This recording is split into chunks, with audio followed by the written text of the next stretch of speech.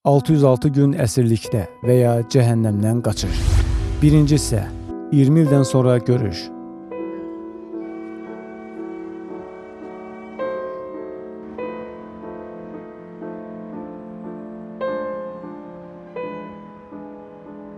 Bədbəxtlikdən ya da taleyin gərdişindəndir ki, əsir düşən yoldaşlar 20 ildən sonra görüşəcəklər.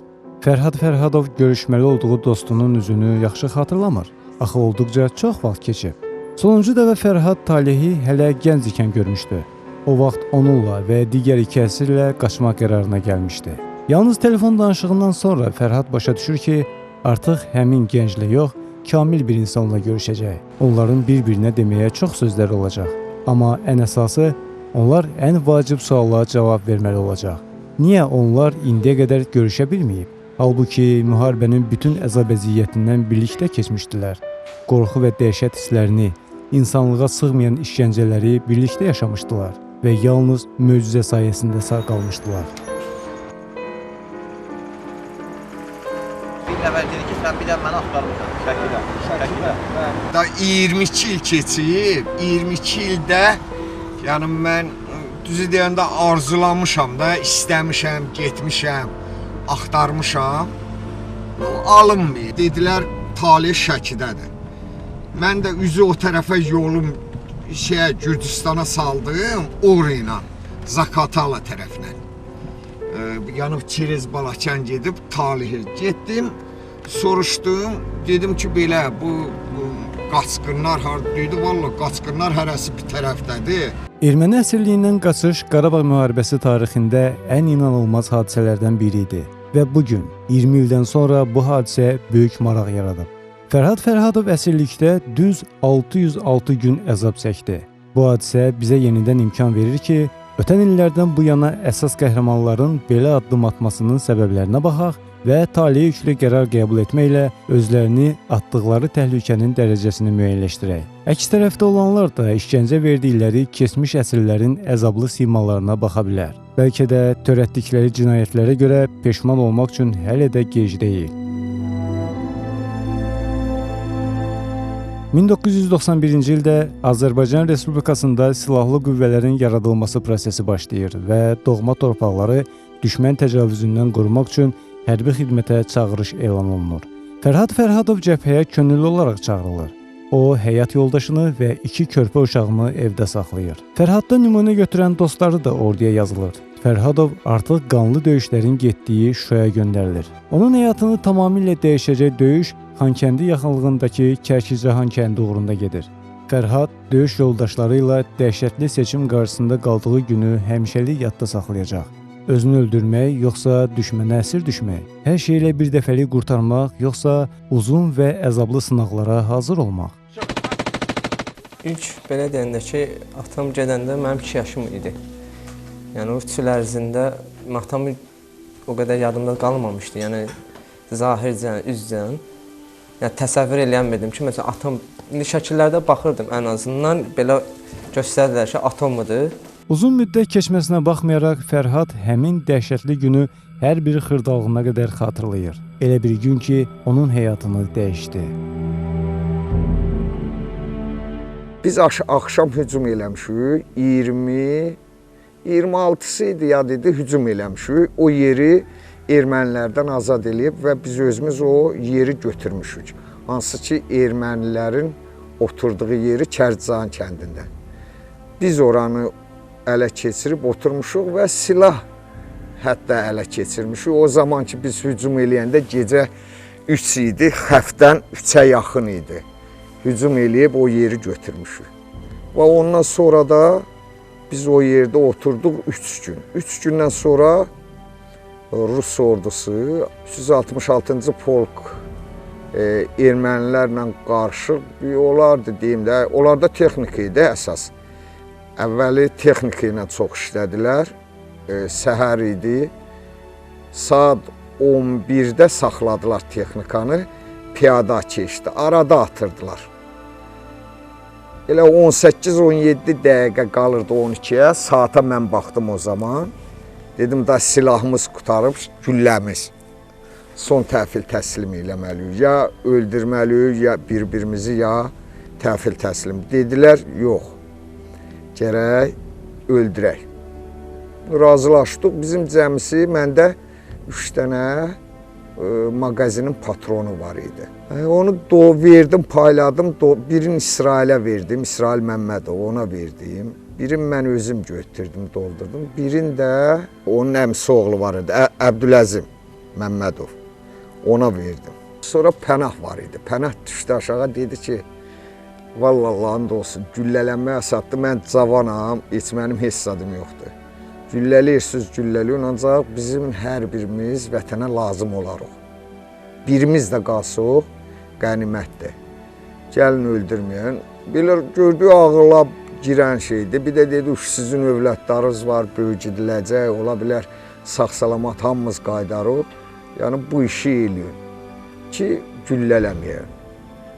Razılaşdıq, ancaq bir dənə İsrail razılaşmadı. İsrail mağazini polunu qarını doldurdu. Tam mağazini doldurdu. O özü əslən İrəvanlı idi. Qalanlarımız təhvil təslim verdi, ölən də oldu. Yollar bağlıdır. Onsuz da sizin kaçmağa heç yeriniz yoktur. 10 saat vaxt veririk sizə. Fərhadın döyüş yoldaşı Arif İsmailov da düşmənə əsir düşməmək üçün özünü öldürmək istəyirdi. Lakin ağır yaralandığından özündə güc tapa bilmədi. 27-sindən 28-nə keçən gecə 91-ci il dekabrın 28 dekabr ayında. Yəni ki 13 saat, 14 saat döyüş getdi. Kərcahan Xan kəndinə bitişik olan bir yer idi. Evlər bir başlı bir-birinə yaxın idi. Ondan sonra elə getdikcə səngimə getdi, qısalma gəldi. Səhər hava açılanda bildik ki, gecədən bilirdik ki, deyik. Nədir ona deyir? Mühasirəyə düşmüşük.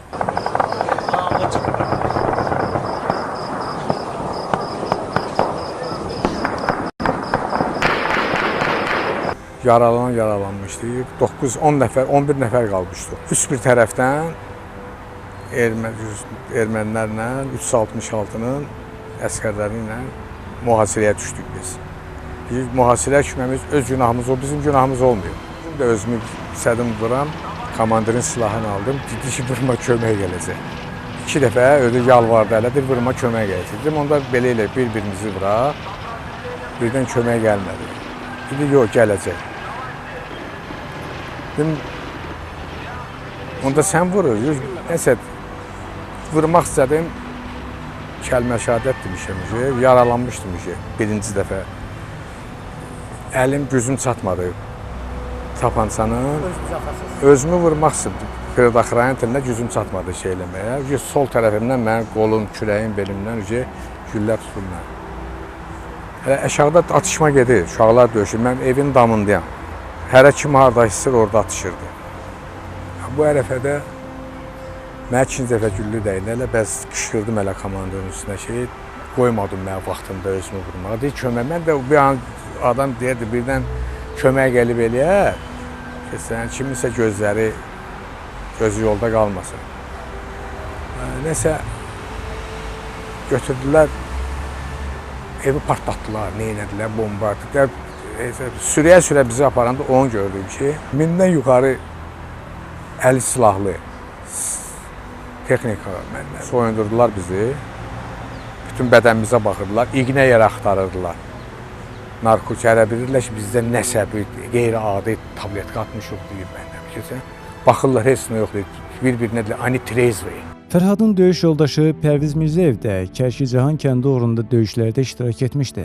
Lakin döyüş yoldaşlarının əsir düşməsinə bir neçə gün qalmış ağır yaralandı. O, polk yoldaşlarının taliyi barədə xəstəxanada öyrənəcəkdi. Kərkicahanda gedən döyüşlərdə mən 3 gün iştirak etmişəm. Ermənilər kəndin qəbristanlığını girib dağıtmışlar. Mənim döyüş yoldaşım vardı, Teyyub Rəhimov. Biz ora baxıb qaydanda döyüş başladı. Döyüş başladı, bir 2 saat. 2 saat döyüşdük. Onu vurdular. Biraz sürüdüm onu.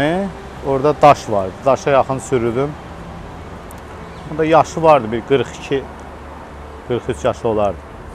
Belə cüssəli oğlan idi. Belə vidin adam, görkəmli bir insan idi. Ağır. Güclə sürüdüm.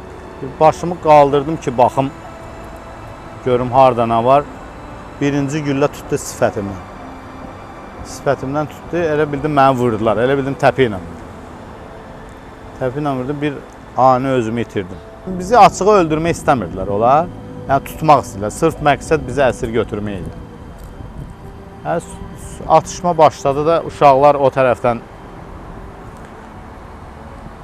bizə podyaşka verirdilər ki, biz çıxaq. Bizi sonradan eşitdim, bizim döyüş yoldaşımız, o Əfqanistanda zətdə də olub, Şükür adında olan idi, o keçdi. Ayağı yalın keçdi bir tərəfə. Teyyubu elə bir ki, kəndir gətirmişdi özünə. Qollarının altından bağladıq. Onu sürüdük, çıxartdıq. Mən də biraz süründüm, bir dənə də ayağımdan vurdular. Sürünürdüm.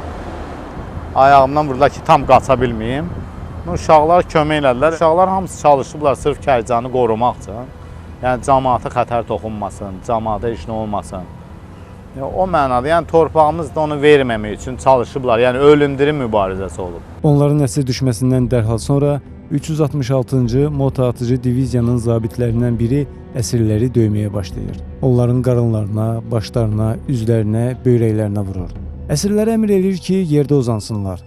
Bir neçə saat sonra Azərbaycanlı hərbi əsirləri Qoraddel adlanan yerə gətirəcəklər. Qəddarcasını döydükdən sonra onları kameraya salacaqlar. Kamerada döşəyi olmayan bir neçə 2 nəfərli metal çarpayı var idi. Orada yatmaq mümkün deyildi. Tikə-tikə olmuş pencəyinə bürünən Fərhad yerdə uzanır. O günləri sayır. Onlara hər gün işgəncə verirlər. Huşlarını itirənə qədər döyürlər. Bu kamerada Fərhadı düz 32 gün döydülər.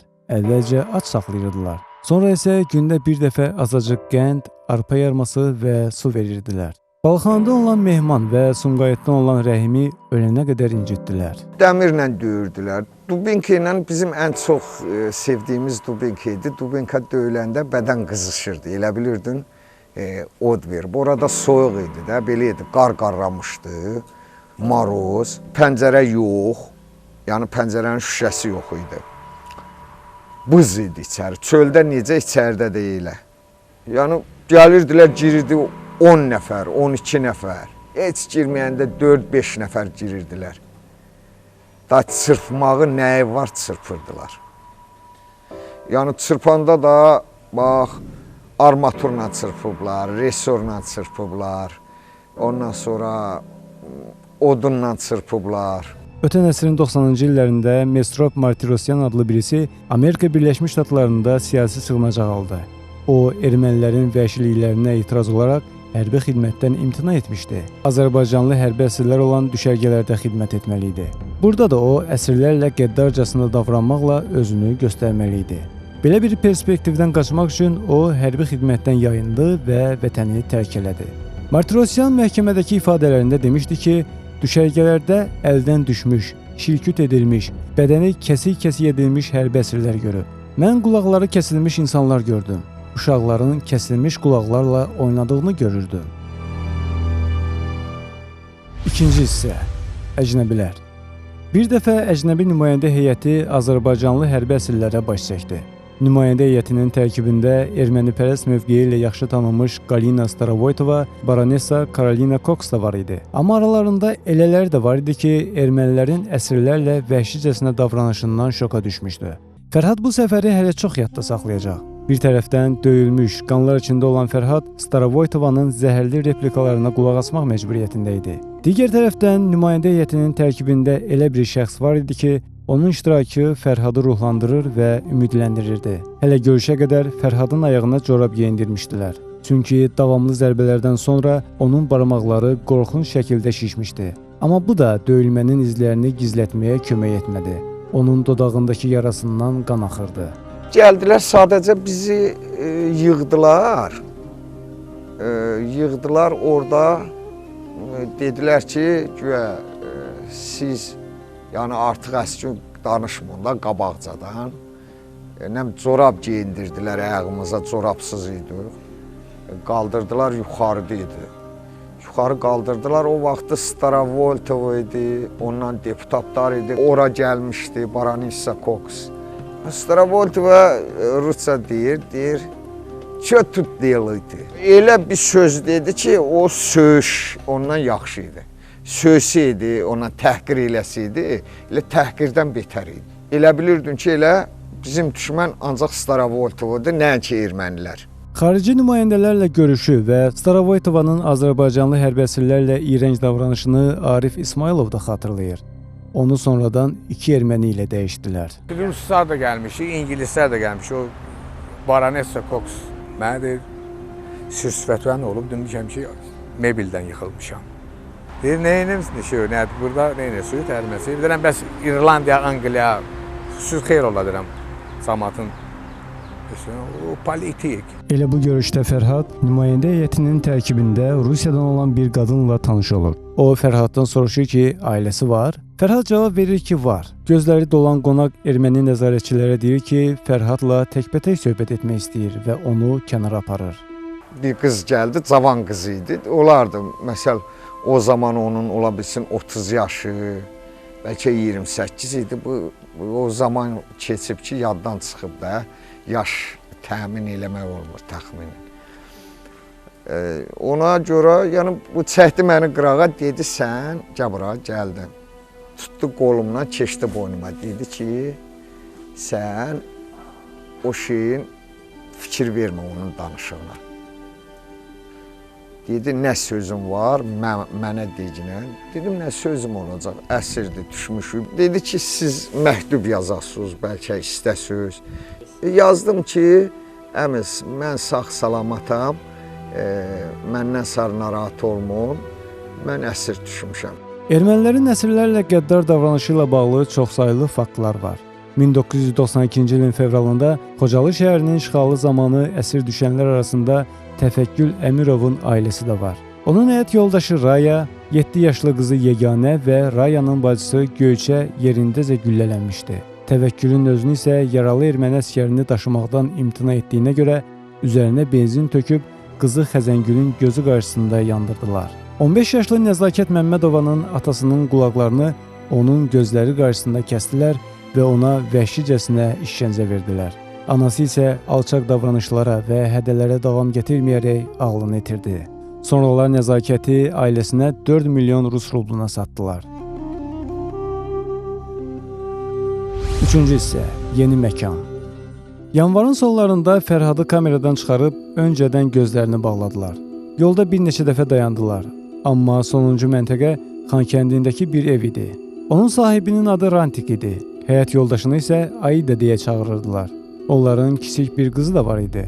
Spartak adlı nəzarətçini isə onu izləmək üçün ayırmışdılar. Fərhadla birlikdə bu evdə daha 3 Azərbaycanlı var idi. Onlar Laçının 22, 17 və 14 yaşlarında mülki əsirləri idi. Onların salındığı otağın pəncərələrinə dəmir halqa tikilmişdi.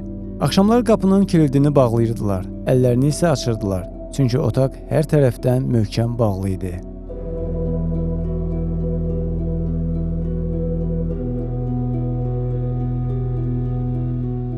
...1992-ci ildə Laçın rayonu işğal edilən zaman Fətəli-Pəyə kəndi arasında ermənilər qəflətlə gəldi, bizi mühasirəyə saldı. Mühasirəyə salarkən atamın və bacımın gözümün qarşısında güllələdilər, məni isə əsir götürdülər. Xankəndinə bizi gətirdilər, təxminən elə əsir düşən tarixdən bir ay bizi padmala saxladılar, Geno adlı şəxsin erməninin. O məqsədlə saxladılar ki, bizi arıstanmayan Qarnik Qurgenoğlu Salatin əsgəri ona qətlə yetirmişdi. Onunla bağlı Bakıda Bali türməsinə yatırdı bizi o məqsəddən ki, dəyişdirmək məqsədilə. Bir ayda orada bizə qaldıqdan bizə işgəncə verdilər. Bizə əsas təpi ilə, yumruqla, avtomatın qurdağı ilə, sonra çörək vermirdilər. 16 fevral 1994-cü ildə Ermənistanın Xarici İşlər Nazirliyinin yaydığı bəyanatda iddia olunurdu ki, güya İrəvanda əsirlikdən qaçmağa cəhd olunarkən baş vermiş atışmada 8 Azərbaycanlı hərbi əsir qətlə yetirilib. Artıq həmin ilin martında məlum oldu ki, 8 cəsəddə başın gizgəl hissəsindən dəlib deşən güllə yaraları var. Onların üçündə güllələr alınlarından vurulmuşdu. Qalanlarına isə bilərəkdən qətlə yetirmək üçün yaxın məsafədən atəş açılmışdı. Apreldə müstəqil ekspert, beynəlxalq məhkəmə tibbi ekspert statusu olan professor Derek Pounder tərəfindən cəsədlər üzərində təkrar ekspertiza keçirildi. Nəticədə Azərbaycanlı hərbi əsirlərin eyni silahdan, tapancadan açılan güllə ilə alınlarından və başının gizgah hissəsindən qətlə yetirilməsi faktı təsdiq olundu. Onların qaçmağa cəhd edərkən öldürülməsi iddiaları isə istisna olundu. Ermənilər Azərbaycanlı əsirləri psixoloji cəhətdən sındırmaq üçün müxtəlif üsullar tapırdılar. Sonra həmin biz o Genonun evində olanda gəlib silahı verirlər ki, bu yoldaşı at ki. Ancaq bizə nə qədər məcburiyyət eləsələr də biz yəni onu heç birimiz ondan istifadə eləmirdik. Qarabağ müharibəsi dövründə ermənilərin Azərbaycanlı hərbi əsirlərdən qul kimi istifadə etməsi ilə bağlı çoxsaylı hallar qeydə alınıb.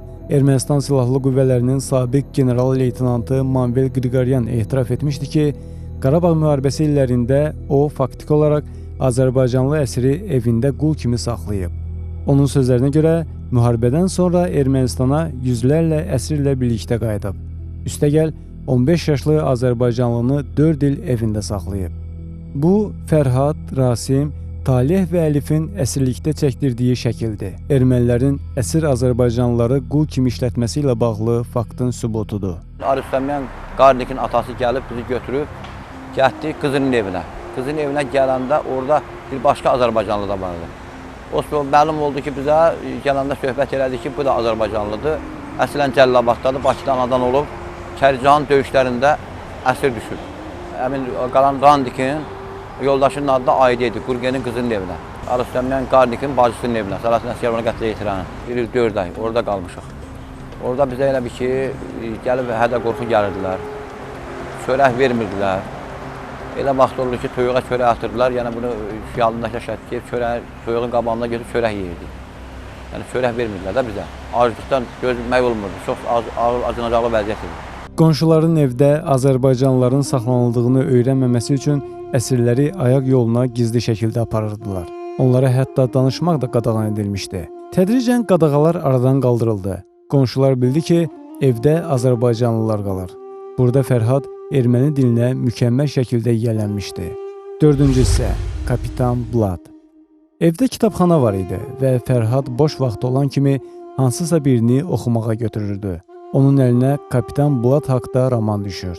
Elə məhz bu kitab onu qaçmağa ruhlandırır. Orada bir kitab oldu ki, əsas Kapitan Blad и его приключения, rus dilində idi. Yəni onun haqqında mən oxuyanda o da deyək də əsirlikdə olub. İnsan bir şeyi oxuyanda, yəni ürəkdən bir kitabı ya bir nağılı da oxuyanda sadəcə bir də görsən, girirsən elə bilsən sən o nağılın içindəsən ya multik baxırsan bu cizgi filmləri. Elə filmlər çəkirlər ki, elə doğrudan da nağıl ha.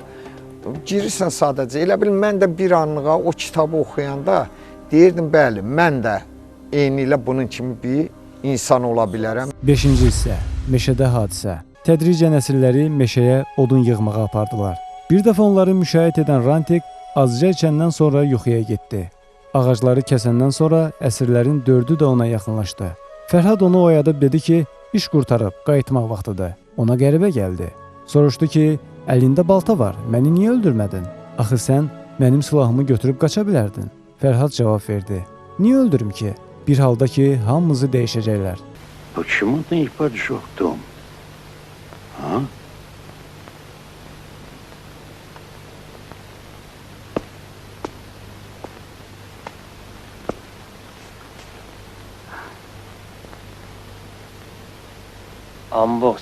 Весь Степанакерт удивляется. А в Мартуни участковый милиционер Хачик с ума сошел. Bu yolla Fərhad ermənilərin etibarını qazanmışdı. Ertəsi səhər Rantikin, Fərhad, meşəyə mənsiz gedə bilərsən? Sualına o belə cavab verdi. Məyər sən meşəyə gedən yolu mənə göstərmirsən ki? Mən özüm bu yolu tanıyıram. Bu hadisədən sonra əsirlər odun üçün meşəyə mühafizəsiz getməyə başladı. 6-cı hissə, qaçış planı. Maşını gətirdilər əzi halda, bir də xoda getmirdi, buksırla yadla. Gətirmişdilər maşını, bu mənə soruşdu evin yeznəsi, dedi bu maşını neçə saat, neçə günə düzəldi, dedim 2-3 günə çəkər. O üçün bunlar çıxdılar, harasa getdilər, maşın qaldı. Mən maşını düzəldim, qoşdum, xodladım. Onda mən maşının böyründə gördüm hərbi xəritə. Hərbi xəritəni götürdüm və başladım onu tam harda döyüşlər gedir, haracan alınıb dəqiqliklə. Orada göstərir. Mən ondan bildim ki, bunlar yəni hardadır, hansı yerdədir. Bunları bildiyim. O xəritə də elə bil mənim beynimdə bilsən necə yazıldı. Elə bil 5 barmağımı necə saya bilirəm o cürə, tanıyıram o cürə. Fərhad uşaqlarla bir neçə dəfə qaçmağa cəhd etmişdi. Bir dəfə onlar qapıdan bayıra çıxa bilmişdi. Amma birdən hiss etdilər ki, kimsə pilləkəndən aşağı enir. Ona görə də tez dala qayıtdılar. Lakin qaçmaq arzusu həmişə olub. Əsirlər münasib şərait gözləyirdilər və belə bir şans düşdü. Onlar belə qərara gəldilər ki, evdən 2-2 çıxsınlar və gecə meşədə görüşsünlər. Bir-birinə şərti siqnal verəcəkləri yeri müəyyənləşdirdilər. Onu gözləyirdim ki, onların bir gün qonaqlar gəlsin ki, bunlar otursunlar elə təzə vurmaq istəyəndə biz yola düşək. Bu uşaqdır, bu talihdə qalıb belə Rasim, əsillər, hamı. Dedim, ay, davay, Əlifə deyirəm, Əlif biraz yaşlıdır. Dedi ki, davay da çıxaq. Oradan biz qaçmağa belə qərar verdik ki, Fərhad, Əlif, o cümlədən mən uşaq idi o vaxtı, Rasim belə qərarlaşdıq ki, qaçaq erməni əsirindən. Sonra bu Fərhadla Əlif dedilər ki, biz bir çıxacağıq, sizi meşədə gözləyəsiyik. Bunlar çıxdı, evdə bunların başı qarışdı, biz ondan istifadə edib evdən çıxa bildik. Evdən çıxıb sonra biz də Xankəndi meşəsində bunlarla rastlaşdıq. Əsirlər zibilləri atmaq bəhanəsi ilə özləri ilə torba götürdülər. Əslində isə onların içində yol üçün tədarük edilmiş şeylər var idi. Biz elə təzə çatmışıq, görürük fit gəlir. Göyə quş səsidir.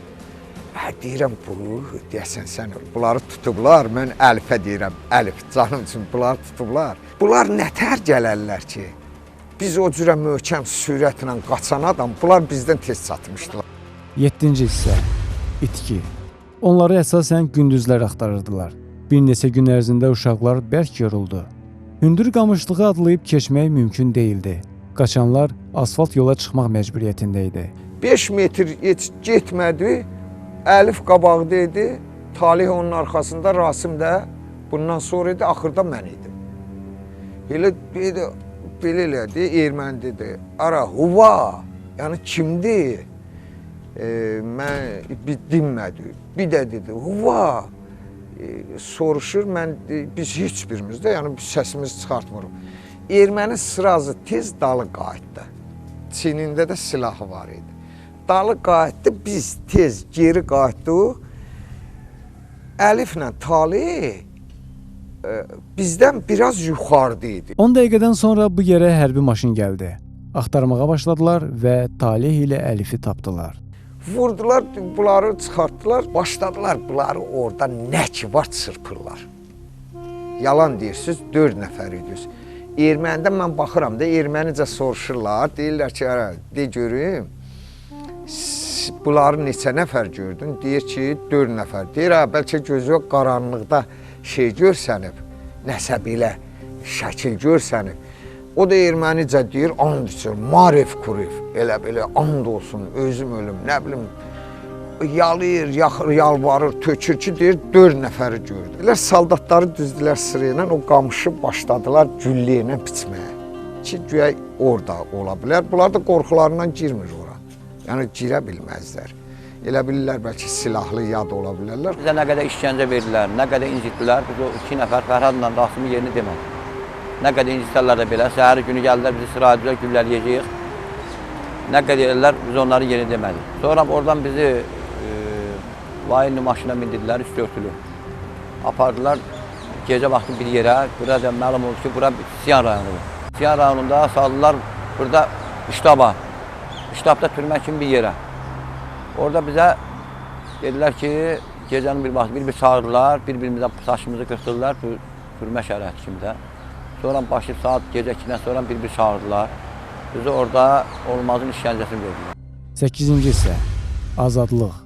Silahlıların qaçan əsirləri tapa bilməməsinə baxmayaraq, onlar ərazidə bir neçə əsgərini saxlayır. Geniş kolluqda gizlənən Fərhad və Rasim dua eləyirdi ki, onların ayaq səslərinin eşidilməməsi üçün güclü külək başlasın və onlar qaça bilsin. Külək əsən kimi qamışlar tərpənməyə başladı və onlar yola çıxdı. Əsirlər gəldikləri istiqamət üzrə yollarını davam etdirdi. Yolda onlar 9 dilim çörək tapdı.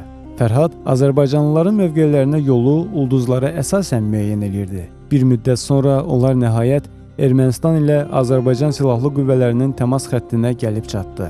Lakin indi onların qarşısında daha çətin bir tapşırıq var idi. Hər 20 metrdən bir qurulan düşmən postlarını keçmək. Mən dizimi qoydum yerə.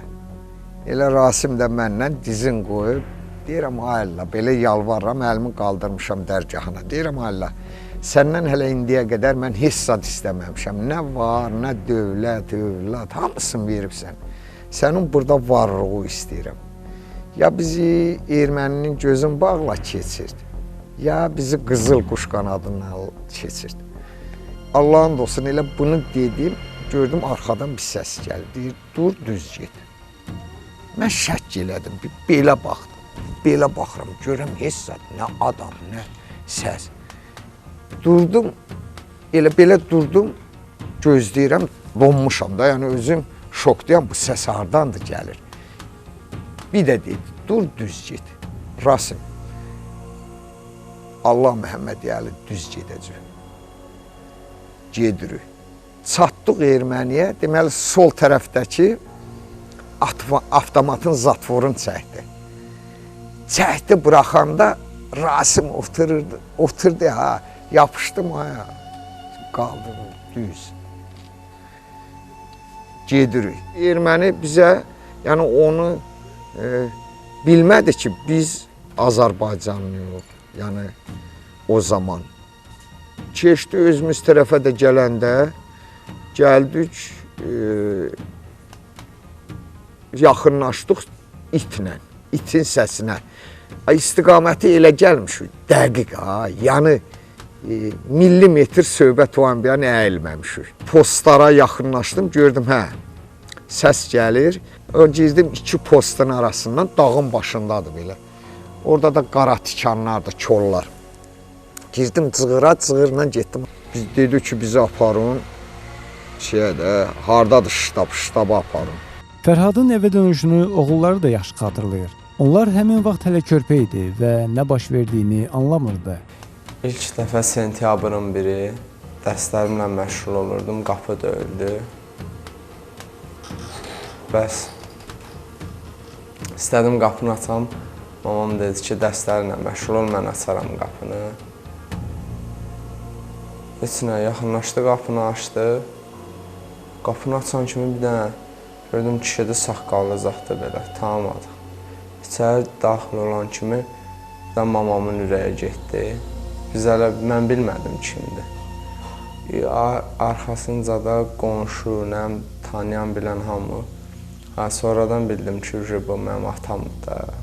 Birinci tanımadım saqqalından, paltarlarından. İlk dəfə mənim yanımda qalan an odur ki, ilk gördüyüm ki, qapı açıldı, girdi içəri. Yaxınlaşdım, görüşdüm. Onda da uşaq vaxtları idi, 7 yaş. Yəni elə dərk eləmirdi. Gəldiyi vaxt mənim 5 yaşım tamam olmuşdu təzə. Az qalırdı demək olar. Yəni atam içəri girməyi, yəni ilk dəfə bizə onun qonşu xəbər verdi ki, Fərhad gəlir. Sadəcə olaraq mən uşaq idim deyə mənə çatmadı. Fərhad həm atam olaraq hiss elədim ki, dedim atamdır. Yəni bizə də uşaq idik deyilməmişdi. Yəni atam rəhmətə gedib, belə bir şey olub. Yəni bizə hər gün başımızı başqa şeylə anladırdılar. Atam gələcək, yoldadır. Sadəcə qapını açıb girəndə sadəcə atamın üzü saqqallı idi, tüklü idi. Yəni belə birinci baxdım, mən tanımadım. Sadəcə üzün tüklü olmağından tanımadım. Yəni durum üstünə qaçam, gedəm, yəni ata deyəm, yox. Sadəcə oturdum belə, atam dedi gəl. Yəni mən getmədim. Dedi gəl sən öpüm, dedim yox. Sən mənim atam deyirsən, mənim atam Qarabağdadır.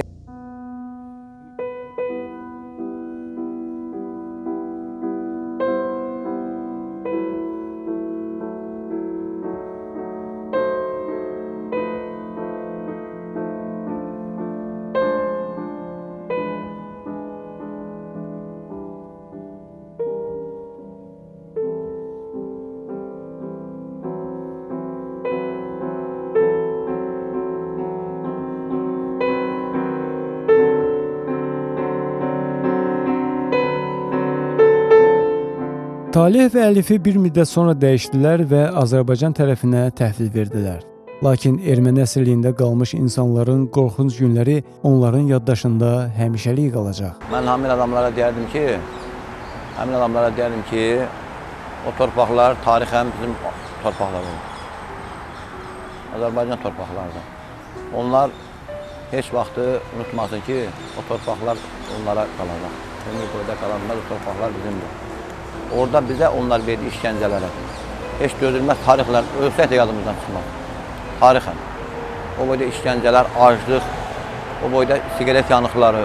Xoşbəxtlikdən həmin vaxt əsirlikdən qaçanlar sağ qaldı. Əsir, girov və itkin düşən Azərbaycan Respublikası vətəndaşlarının işi üzrə Dövlət Komissiyası itkin düşmüş 4015 nəfərdən 877 Azərbaycan vətəndaşının ermənilər tərəfindən əsir götürülməsi faktları ilə bağlı informasiya və şahid ifadələrinə malikdir. Təkzib olunma sübutlara baxmayaraq, Ermənistanın müvafiq strukturları bu şəxslərin əsir və girov götürülməsi ilə bağlı faktları hələ də təkzib eləyir. 20 ildən artıq vaxt ötməsinə baxmayaraq, doğmaları onların qayıdışına bugün də ümidlərini itirmir.